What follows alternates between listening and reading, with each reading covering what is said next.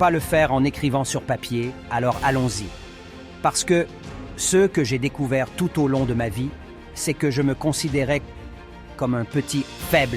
Et quand j'ai découvert que la seule chose que je peux faire, c'est changer ma mentalité. J'aime rassembler un groupe d'hommes, d'accord, des hommes qui sont les plus durs des durs.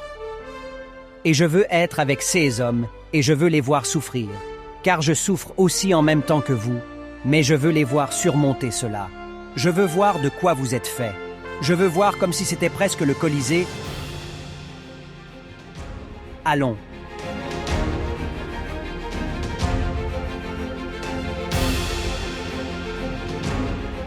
Au Colisée.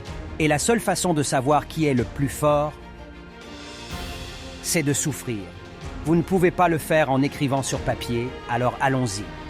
Parce que ce que j'ai découvert tout au long de ma vie, c'est que je me considérais comme un petit faible. Et quand j'ai découvert que la seule chose que je peux faire, c'est changer ma mentalité, alors je peux attaquer tout le reste.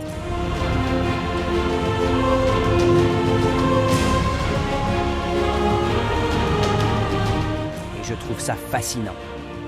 Je suis fasciné parce que dans ces moments-là, je mets ces gars sur un certain piédestal. Ouais, comme on le fait avec vous, ils le font avec moi, et ils le font sûrement. Et j'étais ce gars qui était un... Regardez ce mec, incroyable. Comment allez-vous, les gars? C'est incroyable. Mais une fois que j'ai gravi les échelons, je me suis dit, mon Dieu, on peut tous rivaliser. Allons-y. Alors, est-ce que j'aime souffrir? J'aime souffrir dans le sens où c'est compétitif, ouais.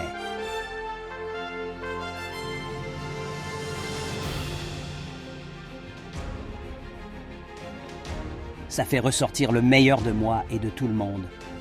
Je veux voir un homme être vaincu. Je veux voir un homme être brisé et dire « toi ».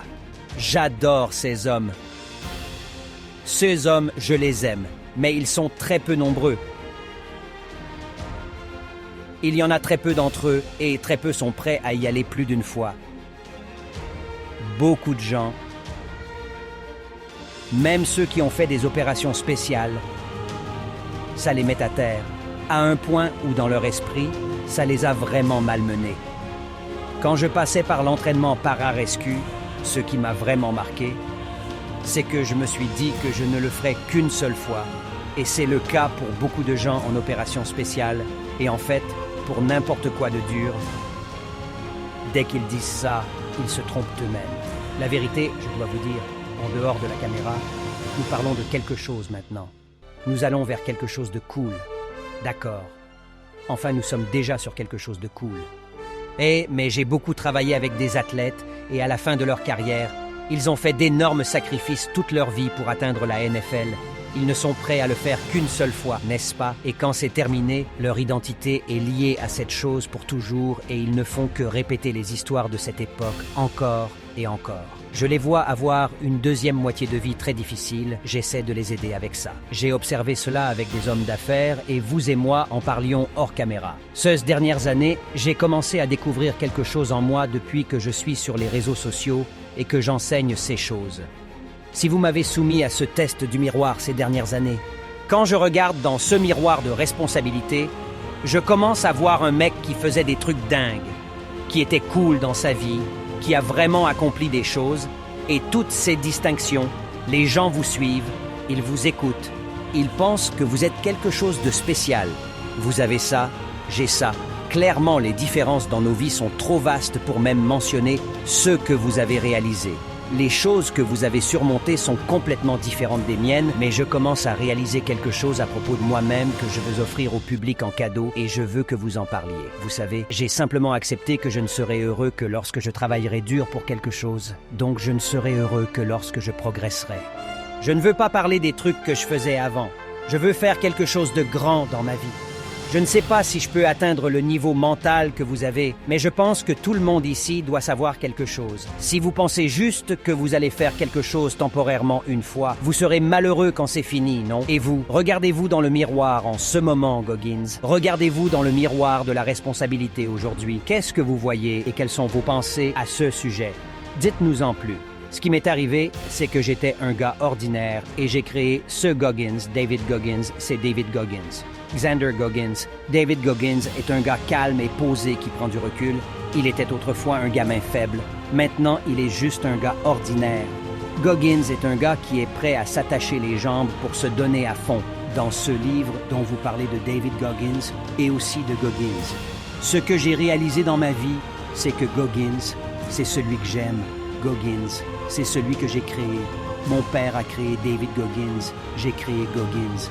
Donc, ce qui se passe avec moi depuis que Can't Hurt Me est sorti et depuis que je suis sur les réseaux sociaux, même si je n'y suis pas beaucoup, c'est que je donne aux gens une seule fois. Je dois me concentrer sur moi. Les gens ont tout faux. Je suis qui je suis. Ce qui est dans ce livre, c'est moi. Donc, maintenant, ce qu'ils voient, c'est ce gars qui essaie de motiver les gens à se bouger le cul. C'est juste arrivé.